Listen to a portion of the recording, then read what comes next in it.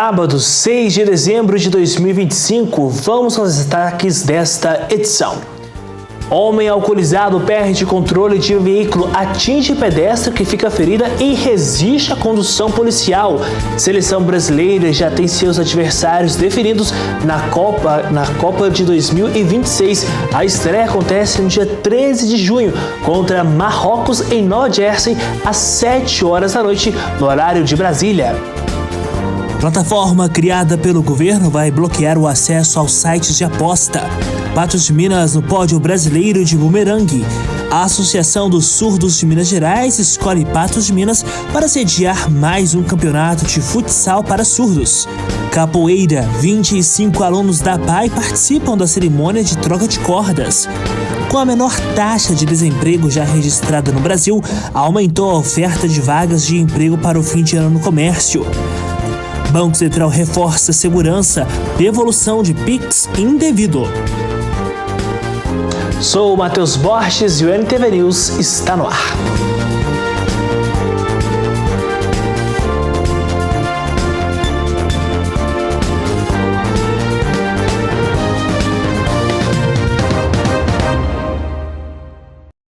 Uma boa noite para você. Nós abrimos esta edição te mostrando que um acidente grave foi registrado no quilômetro 423 da BR-365, envolvendo um caminhão que trafegava no sentido crescente em meio à chuva forte. O veículo, conduzido por um homem de 82 anos de idade, natural de Londrina e com passageiros de aproximadamente 50 anos de idade, perdeu o controle da direção e saiu da pista, caindo em um barranco íngreme de cerca de 15 metros de altura. Devido à dificuldade de acesso ao local, o Corpo de Bombeiros foi acionado e precisou utilizar técnicas de rapel para resgatar as vítimas. O condutor, de 82 anos, sofreu cortes na cabeça, foi atendido no local pelos bombeiros. Já o passageiro, que apresentava possíveis fraturas nas costelas e também clavícula, foi encaminhado pelo SAMU para o atendimento médico especializado. Na manhã deste sábado, a Polícia Militar foi acionada para atender uma ocorrência de trânsito em Rio Paranaíba. O fato envolveu um veículo VW Gol e também uma pedestre. O condutor, que apresentava sinais claros de embriaguez, perdeu o controle do carro ao fazer uma conversão em alta velocidade e também desrespeitar a parada obrigatória no local. O veículo subiu na calçada e atingiu uma mulher que acabava de atravessar a rua, segundo a polícia. Ainda a vítima caiu e foi socorrida por pessoas que passavam pelo local até a chegada do SAMU. Ela apresentava escoriações e suspeita de fratura na perna.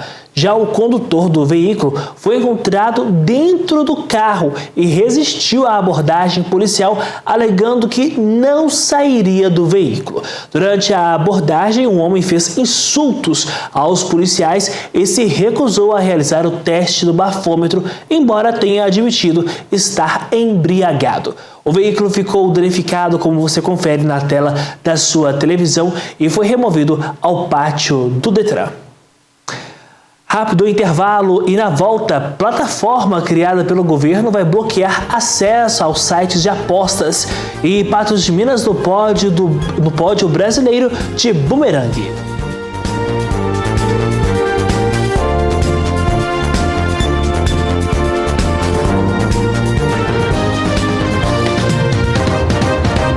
Estamos de volta agora para te mostrar que a seleção brasileira já tem seus adversários definidos na fase de grupos da Copa do Mundo de 2026. A estreia vai ser no dia 13 de junho contra Marrocos, em Nova Jersey, às 7 horas da noite. A segunda partida será no dia 19 de junho contra o Haiti, na Filadélfia, às 10 horas da noite, pelo horário de Brasília. O encerramento da fase de grupos acontece no dia 24 de junho, quando o Brasil vai enfrentar a Escócia em Miami, às 7 horas da noite, também pelo horário de Brasília. Caso avance para ou alcance os 16 avos de final, a seleção brasileira vai enfrentar um adversário do grupo F, composto por Holanda, Japão, Tunísia e também o representante da Europa B, que será definido entre Ucrânia, Suécia, Albânia ou Polônia. A partida será disputada no dia 29 de junho. A Copa do Mundo de 2026 será disputada entre 11 de junho até 19 de julho em 16 cidades sedes dos Estados Unidos, México e também Canadá. São 48 seleções e 104 partidas. Essa vai ser a maior edição da história do torneio. O jogo de abertura será entre México e África do Sul, no estádio Azteca, na cidade do México, no dia 11 de junho. Já a grande final acontece em Nova Jersey, no dia 19 de julho de 2026, lugar da estreia do Brasil durante a Copa. E Patos de Minas voltou a ser destaque no cenário esportivo nacional. 3 atletas patenses foram reconhecidos no Campeonato Brasileiro de Bumerangue, disputado em Paulínia, no interior de São Paulo. Em novembro, os atletas de Patos de Minas fizeram história no Campeonato Brasileiro de Bumerangue.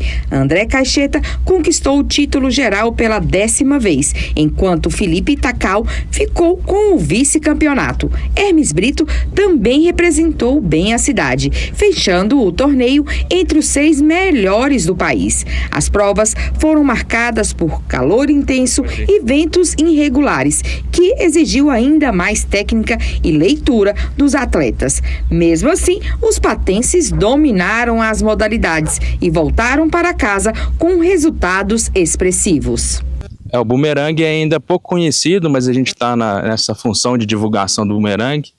E é importante salientar que Patos é hoje o maior polo de bumerangue do Brasil, visto os nossos resultados no Campeonato Brasileiro e também dos resultados que a gente trouxe do ano passado no Campeonato Mundial, no qual o Brasil foi campeão mundial, no qual eu e o André fazemos parte da equipe, e ano que vem a gente vai para a Indonésia defender o título mundial.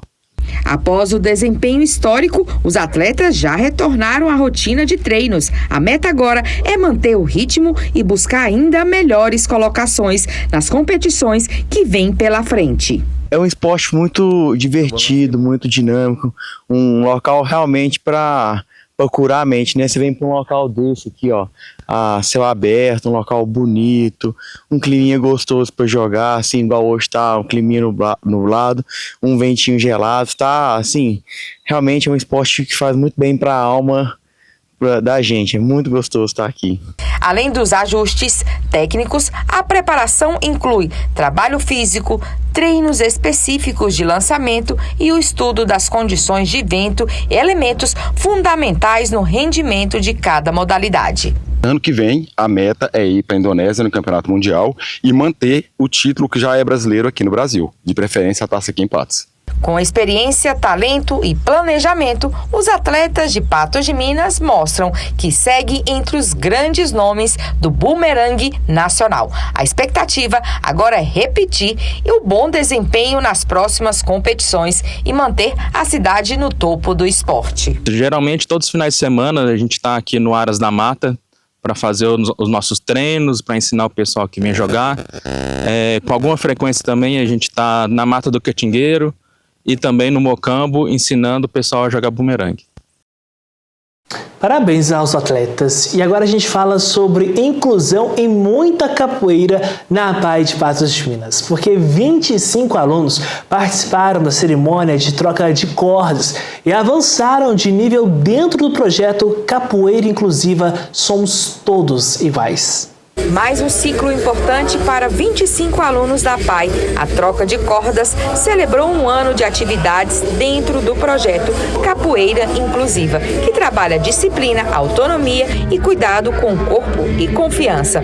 A cerimônia reuniu 3 professores da instituição e 10 mestres de capoeira e toda a comunidade escolar. O projeto, da Capoeira Inclusiva é muito importante, foi apresentado pelo mestre Tomé, também, que é do Corpo de Bombeiros, e a 2 anos, esse projeto acontece todos os sábados, na parte da manhã, e a gente não atende somente os alunos da instituição, mas também a comunidade que gostaria de estar participando. Então é um projeto bem grande e bem inclusivo, onde trazemos as pessoas que também não têm a deficiência, mas para fazer o grupo juntamente com aquelas crianças que têm a sua deficiência. Com a troca de cordas concluída, o projeto já se prepara para o próximo ano. As inscrições para a nova turma estão abertas e a expectativa é ampliar a participação e continuar incentivando o desenvolvimento físico e emocional dos estudantes. Esse projeto é muito especial,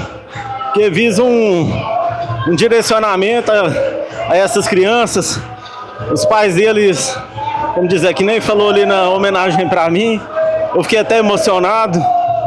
Visa um projeto que a gente busca, tanto as crianças como da PAI, como as crianças de fora também, as portas estão abertas e visam tirar muito das redes sociais, né, da rua.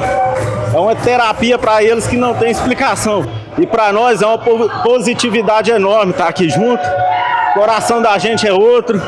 O projeto Capoeira Inclusiva Somos Todos Iguais mostra que a capoeira vai muito além da luta. É cultura, acolhimento e oportunidade. E cada aluno demonstra a cada evolução que inclusão e respeito caminham juntos. Existem empresas que também vêm nos ajudar aí até compor, né, a parte da vestimenta, porque é uma vestimenta própria. Então esse é apoio que eles dão para esse projeto e por isso que ele é vivo, ele é grande e ele vai perdurar por muito tempo.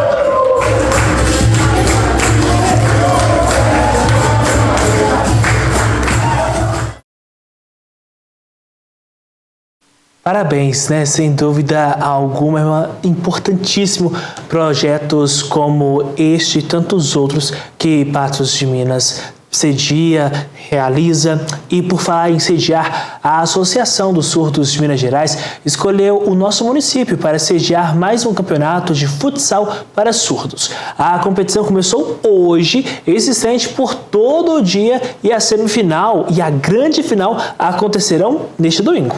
O futsal para surdos no Brasil é uma modalidade muito ativa, organizada por associações e federações, oferecendo campeonatos regionais e nacionais. As regras são semelhantes ao futsal convencional, mas a arbitragem precisa usar bandeiras para sinais visuais e as quadras podem, ou não, possuir barreiras laterais para manter a bola em jogo e facilitar a visualização.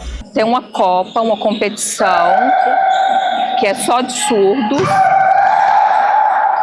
que já com os ouvintes, das Paralimpíadas, e agora tem uma lei federal, estadual, mundial, que já tem uma lei que faz só a Copa dos Surdos. Só entre os surdos, porque tem a Paralimpíada também, mas agora tem uma lei que, né, dos surdos. E os surdos gostam muito dessa competição, principalmente de futebol de salão. A modalidade é uma ferramenta poderosa para o desenvolvimento físico, mental, social e de habilidades motoras, promovendo a interação e o aumento cada vez maior da autoestima desses atletas. Isso é bom para a saúde, para o pensamento deles, para a interação deles. Isso aí, assim, traz a competição, aquele espírito, né? Igual qualquer outro esporte, né? Que tem uma competição. Mesma coisa que acontece com os ouvintes também. A comunidade precisa estar de coração aberto para estar apoiando eles, estar junto com eles. Sem dúvida alguma. Nesta nossa primeira edição, agora são 7 horas da noite, 16 minutos, e ainda hoje aqui no NTV News, com menor taxa de desemprego já registrada no Brasil, aumento de oferta de vagas de emprego para o fim de ano no comércio, e Banco Central reforça segurança na devolução do Pix indevido. Eu te conto os detalhes daqui a pouco.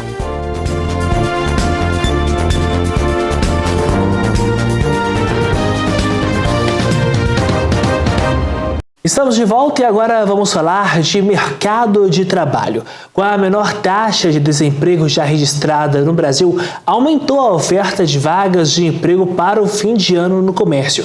E com uma vantagem, viu? Aumentou chance de ser contratado depois das datas comemorativas. Está aberta a temporada de empregos, a oportunidade para quem deseja retornar ao mercado ou conseguir o primeiro emprego. O setor supermercadista, por exemplo, espera contratar mais de 8 mil novos colaboradores em Minas Gerais só neste fim de ano, segundo dados da Associação Mineira de Supermercados. Foi aproveitando uma chance como essa que Alan conseguiu o primeiro emprego.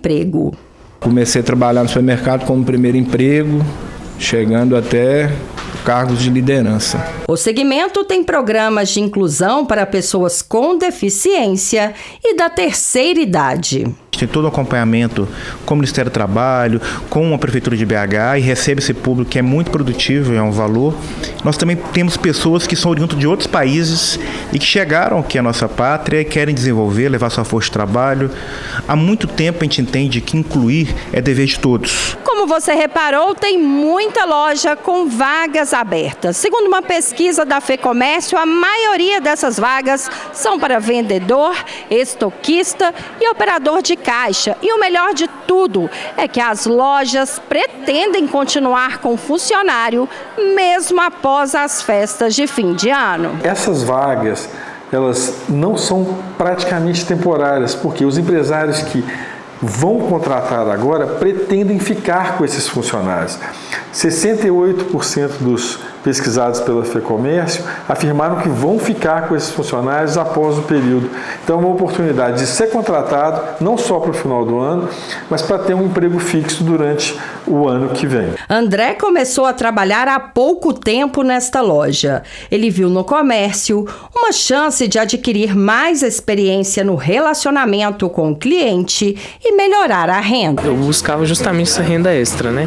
E sabia que nesse fim de ano as lojas pedem muito, né, o funcionário e tal, por ser uma época mais corrida, né, demanda aumenta, né? E olha a dica, na loja em que André trabalha, ainda há vagas. Procuro alguém que tenha o ensino médio completo, que tenha uma comunicação boa, né? Não necessariamente eu peço experiência, tem que ser uma pessoa comunicativa, uma pessoa que esteja disponibilidade de horários, né? Eliane se apaixonou pela área do comércio, tanto é que mudou até de ramo. Eu gosto muito dessa parte de conversar com pessoas, ter, né, esse contato com pessoas. Eu falo que você não está ali para vender, mas sim, né, para fidelizar uma pessoa, para conhecer pessoas. Então eu acho que isso me ganhou muito na parte de vendas. O comprometimento é uma das atitudes mais valorizadas para os empregadores. Por isso é sempre necessário analisar se a realidade do emprego é compatível com a rotina e os hábitos do funcionário. A gente tem uma demanda e todas as lojas estão tendo, né? Mas não tem, a gente entra em contato, as pessoas simplesmente não comparecem na entrevista. Então reclamam que não tem emprego, mas também não respondem quando a gente entra em contato. Não importa com o que e nem onde. Algumas dicas são universais e permanentes. Capacitação é a principal forma de entrada hoje no mercado. E você tem diversos cursos oferecidos, por exemplo, pelo Senac, que são gratuitos, onde a pessoa pode se capacitar para depois se candidatar a uma vaga. Ela vai ter muito mais chance do que aquela pessoa que não está capacitada. Hoje, os maiores empecilhos na contratação são a falta de capacitação e a falta de experiência. E com a chegada das festas de fim de ano, pagamento do 13º salário, golpistas têm se aproveitado mais uma vez para criar novas armadilhas. Já ouviu falar do abono natalino e do falso presente de aniversário? Pois é importante que você fique atento para não cair nesses golpes. A Polícia Militar divulgou que um novo golpe está se espalhando pelo país, onde falsos entregadores estão clonando cartões, utilizando a estratégia do presente de aniversário.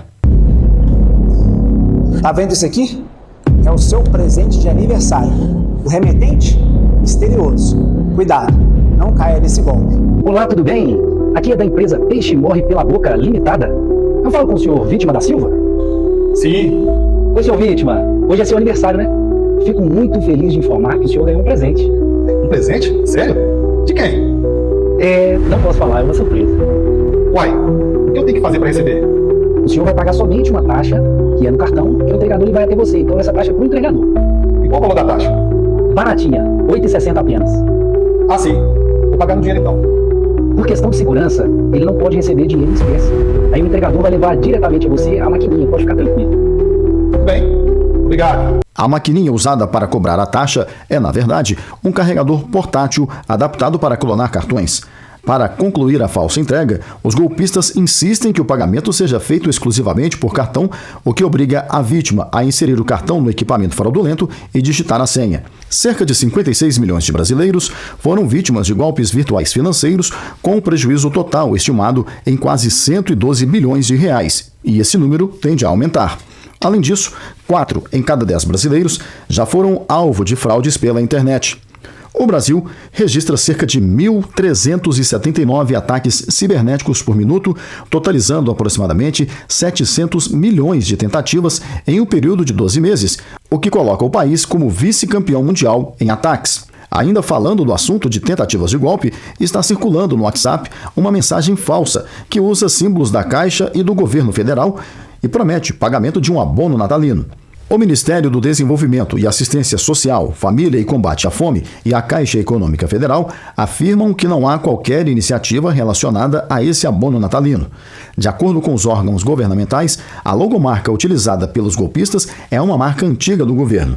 A Caixa Econômica Federal reforça que todas as informações oficiais sobre programas sociais e benefícios são divulgadas exclusivamente por meio dos canais oficiais do banco e do governo federal, como os sites com o domínio gov.br e os perfis verificados nas redes sociais.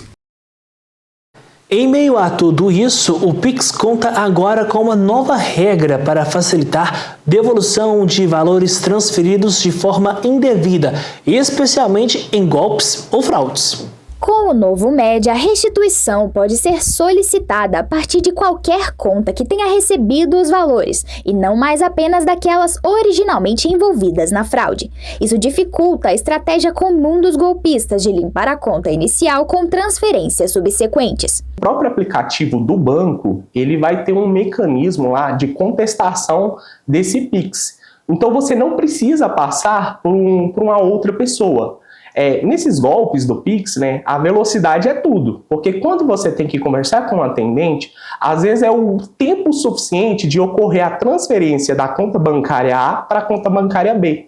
E no MED antigo, o banco ele só conseguia fazer o rastreio e o bloqueio na conta A. Só que aí os golpistas, né, eles fazem essa transferência da conta A para a conta B, da conta B para a conta C, da conta C para a conta D. Então era impossível ter esse rastreamento. Só que agora com o MED 2.0, né, é possível que a instituição bancária faça todo esse caminho. Além disso, o procedimento de contestação será 100% digital. Mas atenção, a mudança não abrange disputas comerciais, erros de digitação da chave Pix ou quando o pagador transferiu equivocadamente para a conta de outra pessoa. Nestes casos, a devolução depende de acordos entre as partes. Atualmente, o uso do MED ainda é facultativo para os bancos e instituições de pagamento. Porém, o Banco Central definiu que a adesão obrigatória será exigida a partir de 2 de fevereiro de 2026. Será obrigatório todas as instituições bancárias implementar esse sistema a partir de 2 de fevereiro de 2026. Aí, desse modo, qualquer banco, corretora, entre outras instituições bancárias análogas, elas têm que ter esse mecanismo dentro do próprio aplicativo para o consumidor. Agora a gente mudou de assunto porque acontece na Praça Dom Eduardo uma blitz solidária com o intuito de arrecadar alimentos. Emanuele Ferreira chega com as informações.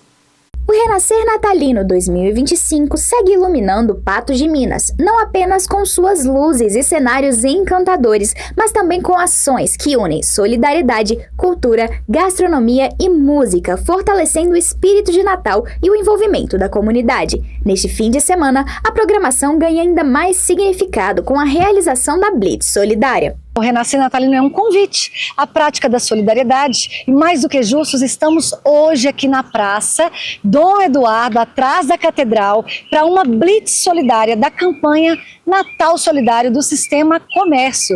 Estamos aqui já aguardando a doação do alimento não perecível ou via Pix, através do QR Code, onde a gente tem instituições sociais devidamente cadastradas no programa.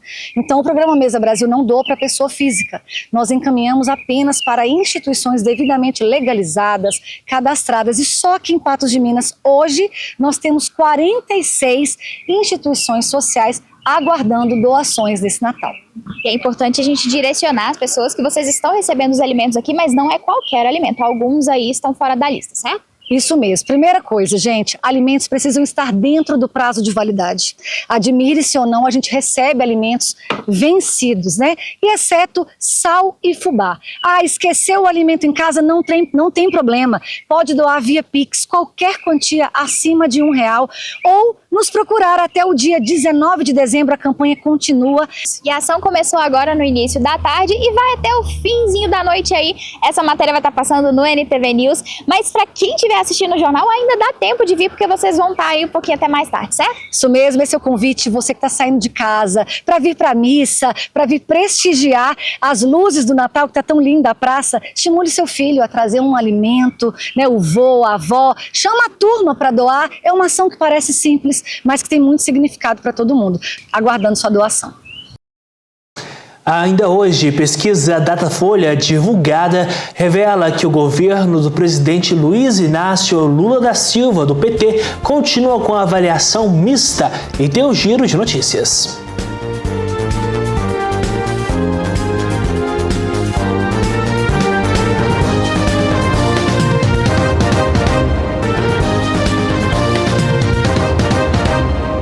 A economia brasileira cresceu 0,1% no trimestre encerrado em setembro. O desempenho da indústria superou o setor de serviços, isso segundo os dados do PIB. A soma de bens e serviços produzidos pelo Brasil no terceiro trimestre do ano ficou praticamente estável na comparação com o trimestre anterior. O crescimento foi de 0,1%, com uma injeção de 3 trilhões e 200 bilhões de reais na economia. A indústria teve a maior variação positiva do período, com alta de 0,8%. O destaque foi a indústria extrativista, que se dedica à extração de recursos naturais, como petróleo, minerais e gás natural. Em segundo lugar, ficou a agropecuária, com expansão de 0,4%. Já o setor de serviços, que tem o maior peso na economia brasileira, ficou estável, com variação de 0,1%. Se você olha o PIB pelo lado do consumo, os serviços representam mais ou menos 60% do PIB. Então, ele é um setor que tem um peso fundamental na economia. O setor de serviços não crescer explica em grande medida o PIB ter se mantido relativamente estável. Na comparação com o mesmo período do ano anterior, o Produto Interno Bruto brasileiro cresceu 1,8%. Grande parte desse avanço se deve à agropecuária, puxada por aumentos acima de 10% na produção de 3 culturas: milho, laranja e algodão. Para esta economista, a tendência para o último trimestre do ano é de desaceleração. Talvez o PIB do quarto trimestre de 2025 já mostre uma retração. Isso é, na verdade, desejável do ponto de vista da orientação do Banco Central. Hoje é sábado, 6 de dezembro de 2025. Vamos agora a um giro de notícias. Sistema de transferências instantâneas do Banco Central, o Pix, bateu novo recorde na última sexta-feira. Pela primeira vez, a modalidade superou a marca de 300 milhões de transações em pelo menos 24 horas. Somente no último dia 5 foram feitas 313,3 milhões de transferências via Pix para usuários finais. Segundo o Banco Central, a movimentação também bateu recorde em volume de dinheiro, com 179,9 bilhões de reais em um único dia. E as retiradas em contas de poupança ao longo de novembro de 2025 superaram em 2,857 bilhões de reais o total depositado. O resultado se manteve a maior quantidade de saques, que era 344,6 bilhões de reais, do que depósitos, que são somados R$ 342,75 bilhões de reais. No acumulado do ano, o saldo se manteve negativo em 90,978 bilhões de reais. De janeiro a novembro, foi depositado na caderneta de poupança um total de 3,84 trilhões e sacados 3,93 trilhões de reais. Os números foram divulgados nesta sexta-feira pelo Banco Central. E uma pesquisa realizada pelo Instituto Atlas Intel, divulgada na terça-feira, 2 de dezembro, aponta o presidente Luiz Inácio Lula da Silva, do PT, com 24 pontos percentuais sobre o senador Flávio Bolsonaro, do PL, em um cenário de primeiro turno para as eleições presidenciais do próximo ano. O levantamento foi feito 3 dias antes de Flávio Bolsonaro anunciar sua candidatura à presidência com apoio do ex-presidente Jair Bolsonaro, do PL, o que coloca, então, o filho do ex-presidente no centro do debate para o próximo pleito. No cenário projetado pela pesquisa, Lula lidera com 47,3% das intenções de voto, enquanto Flávio Bolsonaro aparece com 23,1%. O levantamento também destaca outros possíveis nomes para a corrida presidencial, como o governador de Goiás, Ronaldo Caiado, que obteve 10,3%, e o governador do Pará, Ratinho Júnior, com 7,1%. Também na lista, o atual governador de Minas Gerais, Romeu Zema, que soma 5%, e Renan Santos, com 2,4%, além de Eduardo Leite, que fecha com 1,1%. A pesquisa também registrou 2,8% de eleitores que afirmaram votar em branco ou também anular o voto, enquanto 1% dos entrevistados declararam ser indecisos. A pesquisa foi realizada entre os dias 22 e 27 de novembro e teve 5.110 eleitores entrevistados por meio da metodologia de recrutamento digital aleatório. O levantamento possui uma margem de erro de 1 ponto percentual com nível de confiança de 95%. E a gente segue ainda falando sobre política, porque a mais recente pesquisa Datafolha, divulgada nesta sexta-feira, dia 5 de dezembro, revelou que o governo do presidente Luiz Inácio Lula da Silva, do PT, continua com uma avaliação mista. O levantamento aponta que 32% dos eleitores consideram o governo ótimo ou bom, enquanto 37% classificam como ruim ou péssimo, uma diferença de 5 pontos percentuais. Esses números indicam uma estabilidade nas percepções sobre o governo, já que os índices são praticamente os mesmos observados na rodada anterior, realizada em setembro, quando 33% dos entrevistados atribuíram uma avaliação positiva ao governo contra 38% de avaliação negativa. A margem de erro da pesquisa é de 2 pontos percentuais. A pesquisa também revela um leve aumento na aprovação pessoal de Lula. De acordo com os dados, 49% dos entrevistados aprovam o trabalho do presidente, 1 ponto percentual a mais do que os 48% registrados no levantamento anterior. Já a desaprovação de Lula se manteve em 48% dos eleitores, indicando uma avaliação negativa sobre o presidente, mesmo índice observado em setembro. A pesquisa foi realizada entre os dias 2 e 4 de dezembro deste ano e ouviu 2.002 eleitores em 113 cidades de todo o Brasil. Assim, fechamos nosso giro de notícias.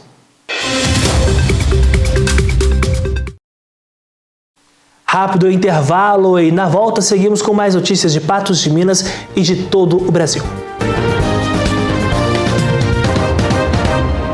O Colégio Eurípides Barçanufo realiza hoje uma cantata de Natal. A gente sabe que o Natal é uma época muito especial para todo mundo, né? E vocês aproveitaram esse momento para fazer uma cantata, certo? O que vai ser realizado aqui hoje, além disso? Então, a cantata a gente vem realizando há muitos anos. O colégio, desde a sua fundação, realiza a cantata de Natal, né?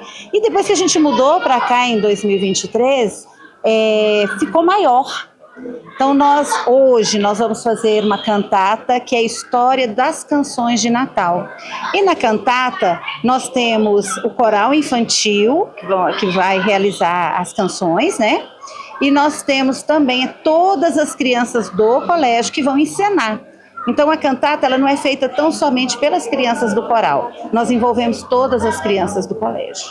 E além disso, está sendo realizado todo um evento com a participação de famílias, das crianças. O que mais está sendo oferecido? Nós temos a alimentação, porque todas as nossas atividades de promoção é para a manutenção das atividades do colégio, do lar de idosos, das nossas obras sociais, né? Porque o colégio aqui é uma instituição gratuita. Então, ela não tem fins lucrativos e nós precisamos fazer atividades para manter, né? Nós temos os professores, os funcionários, né? O pessoal da secretaria. Então, nós precisamos manter as atividades do colégio. E é sempre muito importante não só para manter o colégio ou deixar essas crianças aí participarem dessas atividades, mas também para trazer e manter vivo esse espírito de Natal que é tão importante nesse momento, certo? Sim, o Natal para nós é todo dia. Todo dia dentro desse colégio nós falamos sobre Jesus. Todos os dias.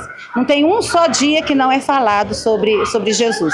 Nós realizamos com as crianças o culto do evangelho, meditação. Então é a culminância daquilo que a gente trabalhou durante o ano. E para eles é um momento mágico. Eles estão assim se divertindo muito, ficam muito nervosos na hora da apresentação. Mas assim, todos participam, é muito gostoso, né? E o espírito natalino tem que estar no coração de todos. Com toda certeza, independentemente de sua fé, de sua religião, que para aqueles que acreditam possa realmente fazer sentido, o verdadeiro significado da data do dia 25, que o Natal realmente seja lembrado da forma que nós temos no nascimento. A gente muda de assunto, porque 12 milhões de pessoas já utilizaram a inteligência artificial para fazer terapia no Brasil. Essas são as estimativas do relatório da Talk Inc., empresa de pesquisa focada em comportamento. Muitos buscam alternativa por ser mais acessível, barato e também oferece anonimato, quebrando a barreira daquele estigma entre paciente e também o profissional. Mas, apesar disso, qual a eficácia desse tipo de terapia? E existem riscos envolvidos em buscar tratamento com uma máquina? Quem nunca pesquisou os sintomas de uma doença para tentar descobrir o diagnóstico? Informação rápida, barata e conveniente. Com o surgimento da inteligência artificial, agora é possível ir além de uma simples busca. A tecnologia é capaz de simular capacidades humanas, como pensar, aprender e tomar decisões. Uma das áreas em que a IA tem ganhado espaço de maneira significativa é a psicologia. Muitas pessoas estão recorrendo à tecnologia para realizar sessões terapêuticas. Você já usou ou tem vontade de utilizar? Eu já usei. E gostei. Eu acho que eu confio mais no humano, no presencial. Fui experimentar a terapia por IA. Em segundos, eu já tinha várias informações sobre o meu problema. Veja, vou fazer uma pergunta. Estou ansiosa. O que fazer? a gente tem aqui a resposta gerada pela inteligência artificial, né? Ela dá algumas dicas, como respirar fundo, mover o corpo, dar uma pausa, se distrair, mas aqui no final a gente tem. Lembre-se que se a ansiedade for muito intensa e frequente, é importante buscar a ajuda de um profissional. A inteligência artificial, na realidade, ela é um programa, é uma máquina digital que escolhe as respostas a partir de uma probabilidade. Então, o que acontece? Quando eu me submeto a uma terapia, vamos chamar assim, né, com uma inteligência artificial, ela não vai responder aquilo que eu preciso ouvir.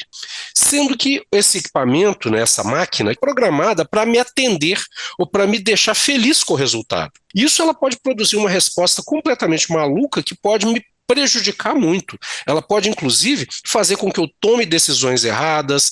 Pois é, nos Estados Unidos, o suicídio de um adolescente abriu debate sobre os limites do uso de inteligência artificial nos atendimentos psicológicos. Durante os diálogos, o jovem chegou a demonstrar sinais de pensamentos suicidas. Com o tempo, acabou criando uma forte dependência da interação com a IA. Ao ter o celular tomado pela mãe, acabou cometendo o ato extremo. A tecnologia pode, em um primeiro momento, dar conforto, mas a longo prazo, a interação pode se tornar perigosa. No mundo, há 13 profissionais da área de saúde mental para cada 150 mil pessoas. A inteligência artificial chega para facilitar os atendimentos, mas será que substitui o atendimento humano e presencial de forma eficaz? Auxiliar não é substituir. Algoritmos de IA podem analisar grandes volumes de dados para identificar padrões comportamentais e ajudar na triagem de transtornos mentais como depressão e ansiedade. Porém, não se compara ao olhar atento de um profissional treinado, sensível e carregado de experiência humana. É um tipo de atendimento que está crescendo. A gente sabe que a inteligência artificial está invadindo aí várias áreas, inclusive da psicoterapia. Mas existem várias questões éticas e vários limites desse tipo de atendimento. Então, um dos pontos positivos pode ser o terapeuta, o psicólogo, ele pode utilizar essas ferramentas entre sessões para acompanhar, por exemplo, o padrão de sono, padrões de comportamento, e isso pode ser útil para avaliação clínica. Agora, quando a gente pensa numa substituição, em utilizar esse tipo de ferramentas como um real psicoterapeuta, psicólogo, é muito perigoso. Mudando de assunto, há quem diga que a maioria das pessoas beneficiadas por programas sociais como Bolsa Família desistem ou não querem mais trabalhar por causa da renda de combate à pobreza. Um estudo da Fundação Getúlio Vargas mostra que os números como 6 em cada 10 beneficiários em 2014 deixaram Bolsa Família nos últimos 10 anos por aumentarem a renda familiar por meio de um trabalho formal ou informal. Mais de 18 milhões de lares recebem o Bolsa Família no país, programa criado pelo governo em 2003 para combater a fome e a extrema pobreza. Nos últimos 10 anos, 60% dos beneficiários conseguiram aumento de renda abrindo mão do benefício. Os dados fazem parte do estudo Filhos do Bolsa Família, lançado pela Fundação Getúlio Vargas, no Rio. A saída foi mais elevada entre os jovens que tinham de 15 a 17 anos em 2014. Mais de 70% desse público deixou o programa 10 anos depois, em 2025. Para o coordenador do estudo, essa saída expressiva se deve às condicionantes do programa na área de saúde, como manter a carteira de vacinação atualizada e também na área de educação. As condicionalidades na área da educação vão requerer deles uma frequência mínima na escola. Para quê? Para garantir que a transferência de renda também está, ao mesmo tempo, viabilizando o fomento de capital humano desses jovens para que no futuro, tendo oportunidades de trabalho, de empreendedorismo, eles de fato consigam acessar o setor produtivo, ter melhores condições socioeconômicas e, de certa forma, viabilizar essa mobilidade socioeconômica. O estudo também mostra algumas desigualdades regionais. As taxas de saída do Bolsa Família nos últimos 10 anos entre crianças e jovens de 6 a 17 anos foram maiores no Sul, seguido por Centro-Oeste e Sudeste. O Nordeste e o Norte ficam atrás. Além disso, o número de pessoas que deixaram o programa foi maior em áreas urbanas e em famílias cujos pais tinham maior índice de escolaridade. O ministro do Desenvolvimento e Assistência Social, Família e Combate à Fome, Wellington Dias, participou do lançamento da pesquisa e falou dos principais desafios do Bolsa Família. Além da segurança alimentar, a superação da pobreza, ela garante que, além do emprego, além do empreendedorismo, as famílias que moram em locais que já têm energia, comunicação, água, saneamento, tem habitação, tem um conjunto de benefícios e necessidades atendidas, ali os seus filhos e aquela família tiveram maior facilidade de superar a pobreza. A edição deste NTV News deste sábado, dia 6 de novembro... Novembro já passou, dezembro vai ficando por aqui. Muito obrigado pela sua companhia, muito obrigado pela sua audiência. Mais informações você tem no portal patosjá.com.br e também, claro, nas nossas redes sociais, @patosjá e também @NTV Patos de Minas. Para você, um final de semana abençoado. Até segunda-feira, se assim Deus nos permitir. Fique com Deus.